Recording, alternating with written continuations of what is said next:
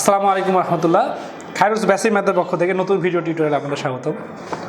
তো আমরা এই পার্টে শিখব যে গতিবেগ বের করা,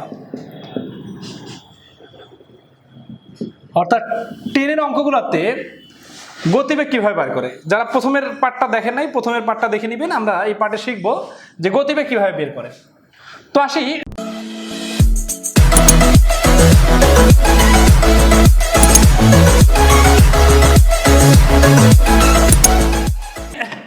যে সাধারণত ট্রেনের অঙ্কগুলোতে গতিবেগ দেওয়া থাকে, সেই গতিবেগটাকে ভেঙে ক্যালকুলেশন করতে হয়।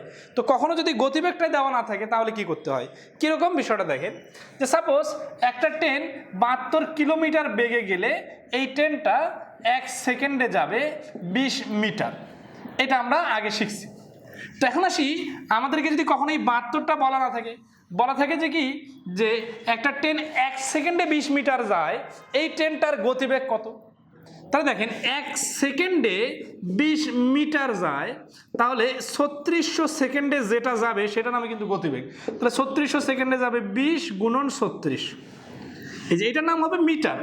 এই মিটারকে যদি আমরা কিলোমিটারে কনভার্ট করি তাহলে এই 1000 মিটার দিয়ে ভাগ করতে হবে। তাহলে এই যে 0 0 কাটা 0 0 কাটা, এই যে 0 0 কাটা, তাহলে 36 দুগুণে 72। এই যে 72 হচ্ছে কিলোমিটার, অর্থাৎ যদি 1 সেকেন্ডে 20 মিটার হয় তাহলে 1 ঘন্টায় হবে 72 কিলোমিটার।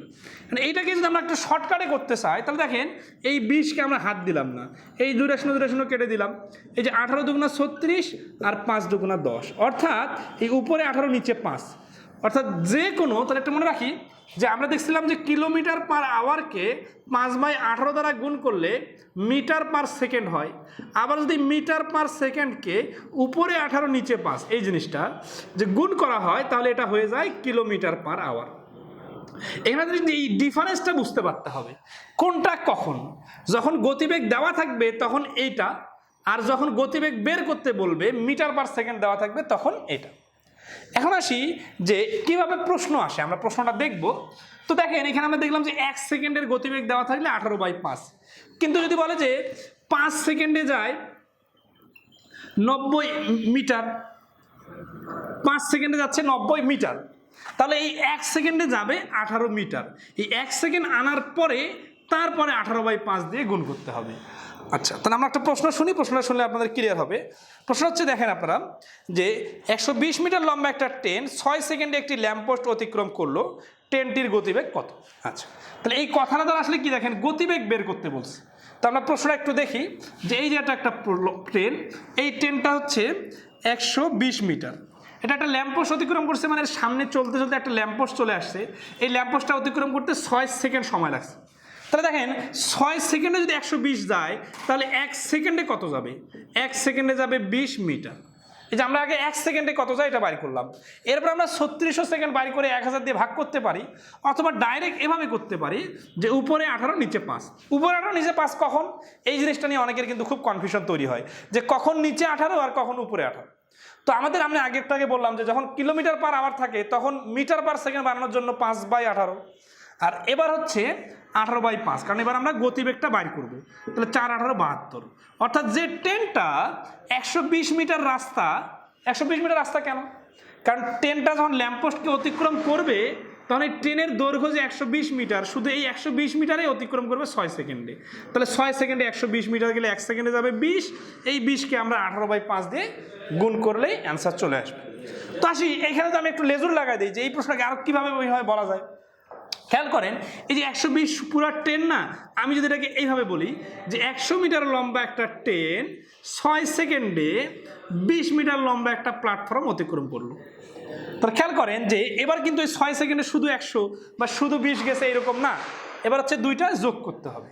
যে এইভাবেই নতুন নতুন প্রশ্ন অনেক তৈরি হয়। আমরা দু একটা দেখি, এই প্রশ্ন আমরা দেখি। প্রশ্নটা হচ্ছে এরকম যে প্রশ্ন আপনারা দেখেন বলতেছে যে a train 50 metre long passes a platform 100 metre long in 10 second, the speed of the train is, মানে ট্রেনের স্পিড বাড়ি করতে বলছে। তো প্রশ্নটা ছিল এরকম যে 50 মিটার লম্বা একটা ট্রেন, এটা হচ্ছে 100 মিটার একটা প্ল্যাটফর্ম অতিক্রম করলো আর সময় লাগলো 10 সেকেন্ড। তাহলে খেয়াল করেন তো 10 সেকেন্ডে সে ট্রেনের নিজের দৈর্ঘ্য প্লাস প্ল্যাটফর্মের দৈর্ঘ্য অতিক্রম করছে, তাহলে মোট হবে কত, মোট হবে 150। এই 150কে ভাগ করব 10 দিয়ে, 10 দিয়ে ভাগ করলে হচ্ছে 15। এই 15কে আমরা বলতে পারি মিটার পার সেকেন্ড। কারণ কি? কারণ হচ্ছে যে এটা 1 সেকেন্ডে যাওয়া পথ। তাহলে 1 সেকেন্ডে যাওয়া পথটাকে যদি আমরা 18/5 দিয়ে গুণ করে দিই তাহলে হবে 3 18 54। এটা হচ্ছে এই প্রশ্নের অ্যান্সার। তো আসলে আমরা আরও দু একটা ভেরিয়েশন দেখি। ভেরিয়েশনটা কীরকম দেখেন। প্রশ্ন আপনারা শোনেন। প্রশ্ন হচ্ছে যে a person sees a train passing over 1 kilometer long bridge, মানে একটা মানুষ দেখলো যে একটা ট্রেন 1 কিলোমিটার লম্বা একটা ব্রিজ অতিক্রম করতেছে। The length of the train is half of that bridge. ট্রেনের লেংথটা হচ্ছে ব্রিজের থেকে অর্ধেক। If the train ক্লিয়ার্স the bridge in 2 minutes, এই 2 মিনিটস, তাহলে বিষয়টা যদি আমরা প্র্যাকটিক্যালি ভাবতে চাই এরকম, এটা কত জানি না, কিন্তু এই ব্রিজটা হচ্ছে 1 কিলোমিটার। 1 কিলোমিটার মানে হচ্ছে 1000 মিটার, আর এই ট্রেনটা হচ্ছে ব্রিজের অর্ধেক, অর্ধেক মানে হচ্ছে 500 মিটার। এটাকে অতিক্রম করতে সময় লাগছে কত? 2 মিনিট। 2 মিনিট মানে 120 সেকেন্ড। তাহলে আমরা যদি এই 1000 আর 1500 মানে 1000 আর 500 মিলে 1500কে 120 দিয়ে ভাগ করি তাহলে যেটা আসবে সেটার নাম হবে মিটার পার সেকেন্ড। তাহলে এটার নাম হচ্ছে মিটার পার সেকেন্ড। এইটাকে যদি আমরা 18/5 দিয়ে গুণ করি তাহলে যেটা আসবে সেটার নাম হবে কিলোমিটার পার আওয়ার। তাহলে আমরা 5 দিয়ে এখানে কাটাকাটি করলে হচ্ছে 300, এই যে 0 0 কেটে দিচ্ছি, 12 3 6 18, 6 2 12, 15 3 15 45। অর্থাৎ এই ট্রেনটার গতিবেগ হচ্ছে 45 কিলোমিটার পার আওয়ার। তাহলে এইভাবে অঙ্কগুলো করা যায়। আচ্ছা, তো আমরা একটু ভেরিয়েশন দেখতে পারি এই প্রশ্নগুলা, যে আরও কিভাবে আসতে পারে। তো দেখেন,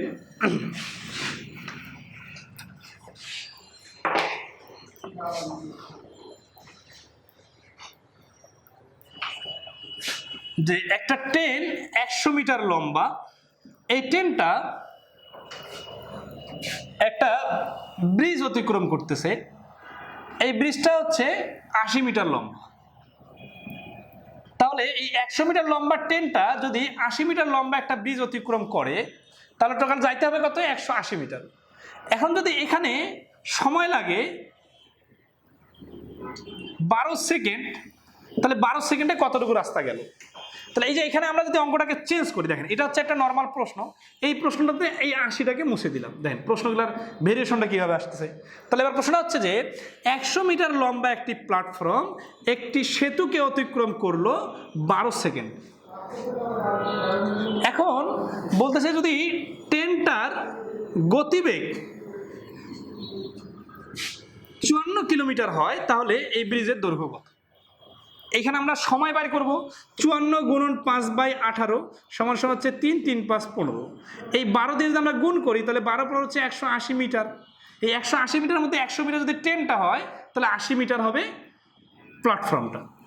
আবার দেখেন যদি এভাবে বলে যে 100 মিটার লম্বা একটা ট্রেন 80 মিটার একটা প্ল্যাটফর্মকে অতিক্রম করলো, সময় লাগলো 12 সেকেন্ড, তাহলে ট্রেনটার গতিবেগ কত? তাহলে আসি 180 মিটার গেছে 12 সেকেন্ডে, তাহলে 1 সেকেন্ডে যাবে 15। এখন হচ্ছে যে এটাকে আমরা যদি 18/5 দিয়ে গুণ করি তাহলে হচ্ছে 3 3 18 54, অর্থাৎ ট্রেনের গতিবেগ হচ্ছে 54 কিলোমিটার পার আওয়ার। এইভাবে গতিবেগটা বাইর করতে হয়।